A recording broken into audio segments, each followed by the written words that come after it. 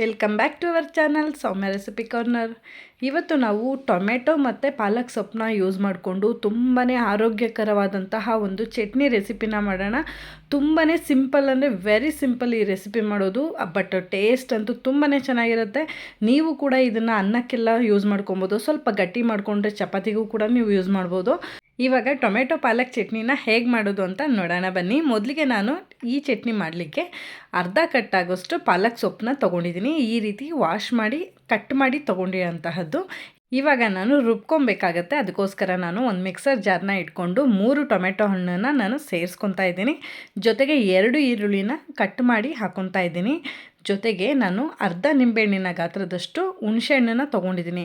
ನಾವು ಟೊಮೆಟೊನ ಸ್ವಲ್ಪ ಕಡಿಮೆ ತೊಗೊಂಡ್ರೆ ಹುಣಸೆಹಣ್ಣು ಕ್ವಾಂಟಿಟಿ ಸ್ವಲ್ಪ ಜಾಸ್ತಿ ಮಾಡ್ಕೊಬೋದು, ಇಲ್ಲಾಂದರೆ ಹುಳಿ ಆಗುತ್ತೆ. ಅದಕ್ಕೋಸ್ಕರ ಹುಣಸೆಹಣ್ಣು ಹಾಕ್ಕೊಂಡ್ಮೇಲೆ 1 ಟೇಬಲ್ ಸ್ಪೂನ್ ಆಗೋಷ್ಟು ಅಚ್ಚಕಾರದ ಪುಡಿ, ಹಾಗೆ 1/4 ಟೇಬಲ್ ಸ್ಪೂನ್ ಆಗೋಷ್ಟು ಅರಿಶಿಣವನ್ನು ಕೂಡ ಹಾಕ್ಕೊಂಡಿದ್ದೀನಿ. ಇದನ್ನು ನಾವು ಸೇರಿಸ್ಕೊಂಡು ನೀರೇನು ಸೇರಿಸ್ತಾ ಇಲ್ಲ, ಏಕೆಂದರೆ ಟೊಮೆಟೊದಲ್ಲಿ ನೀರಿನಂಶ ಇರೋದ್ರಲ್ಲೇ ನಮಗೆ ಚೆನ್ನಾಗಿ ರುಬ್ಕೊಳ್ಳುತ್ತೆ. ಅದಕ್ಕೋಸ್ಕರ ಇದನ್ನು ಫೈನ್ ಪೇಸ್ಟಾಗಿ ಈ ರೀತಿ ರುಬ್ಕೊಂಡು ತೊಗೊಂಡಿದ್ದೀನಿ. ಇವಾಗ ನಾವು ಒಗ್ಗರಣೆ ಮಾಡ್ಕೊಬೇಕಾಗತ್ತೆ. ಅದಕ್ಕೋಸ್ಕರ ಒಂದು ಪ್ಯಾನ್ ಇಟ್ಕೊಂಡಿದ್ದೀನಿ. ಅದಕ್ಕೆ ನಾನು ಇವಾಗ 5ರಿಂದ 6 ಟೇಬಲ್ ಸ್ಪೂನ್ ಆಗೋಷ್ಟು ಆಯಿಲ್ ಸೇರಿಸ್ಕೊಂಡಿದ್ದೀನಿ. ಸ್ವಲ್ಪ ಆಯಿಲ್ನ ಜಾಸ್ತಿ ಹಾಕ್ಕೊಬೇಕಾಗತ್ತೆ. ಜೊತೆಗೆ ನಾನಿಲ್ಲಿ ಸಾಸಿವೆ, ಜೀರಿಗೆ, ಕಡಲೆಬೇಳೆ ಹಾಗೆ ಉದ್ದಿನಬೇಳೆ ಎಲ್ಲನೂ ಕೂಡ ಅರ್ಧ ಟೇಬಲ್ ಸ್ಪೂನ್ ಆಗೋಷ್ಟು ತೊಗೊಂಡಿದ್ದೀನಿ. ಇದು ನಮಗೆ ಸ್ವಲ್ಪ ಕೆಂಪಗಾದ್ಮೇಲೆ ನಾನು ಸ್ವಲ್ಪ ಕರಿಬೇವು ಹಾಗೆ ಒಣಮೆಣಸಿನ್ಕಾಯಿನ ಸೇರಿಸ್ಕೊಂಡಿದ್ದೀನಿ. ಇದನ್ನು ಹಾಕಿದ್ಮೇಲೆ ರುಬ್ಬಿಟ್ಕೊಂಡಿರೋಂತಹ ಟೊಮೆಟೊ ಗ್ರೇವಿ ಇತ್ತು ನೋಡಿ, ಅದನ್ನು ನಾನು ಸೇರಿಸ್ಕೊತಾ ಇದ್ದೀನಿ. ಇದು ನಮಗೆ ಹಸಿ ಸ್ಮೆಲ್ಲೆಲ್ಲ ಹೋಗಬೇಕಾಗತ್ತೆ. ಅಲ್ಲಿ ತನಕ ನಾವು ಇದನ್ನು ಸ್ವಲ್ಪ ಹೀಗೇ ನಾವು ಮಿಕ್ಸ್ ಮಾಡಿಕೊಂಡು ಫ್ರೈ ಮಾಡ್ಕೊಬೇಕಾಗತ್ತೆ. ಚೆನ್ನಾಗಿದು ಫ್ರೈ ಆಗಬೇಕು. ಜೊತೆಗೆ ಅದು ಕಲರು ಕೂಡ ಚೇಂಜ್ ಆಗುತ್ತೆ. ಅಲ್ಲಿ ತನಕ ನಾವು ಇದನ್ನು ಹಾಗೆಯೇ ಮೀಡಿಯಮ್ ಫ್ಲೇಮ್ ಅಥವಾ ಲೋ ಫ್ಲೇಮಲ್ಲಿ ಇದನ್ನು ಚೆನ್ನಾಗಿ ಕುಕ್ ಮಾಡ್ಕೊಳ್ಳೋಣ.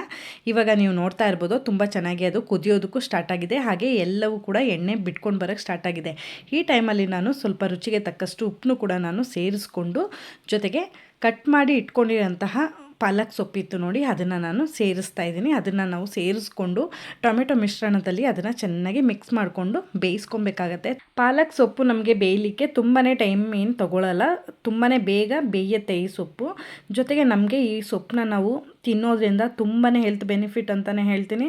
ಇದರಲ್ಲಿ ಐರನ್ ಕಂಟೆಂಟ್ ಜಾಸ್ತಿ ಇರೋದ್ರಿಂದ ನೀವು ವೀಕ್ಲಿ ಒಂದ್ಸರಿ ಆದ್ರೂ ಈ ಸೊಪ್ಪನ್ನ ನೀವು ತಿನ್ನಬೇಕು. ತುಂಬಾ ಆರೋಗ್ಯಕ್ಕೆ ಒಳ್ಳೆಯದು.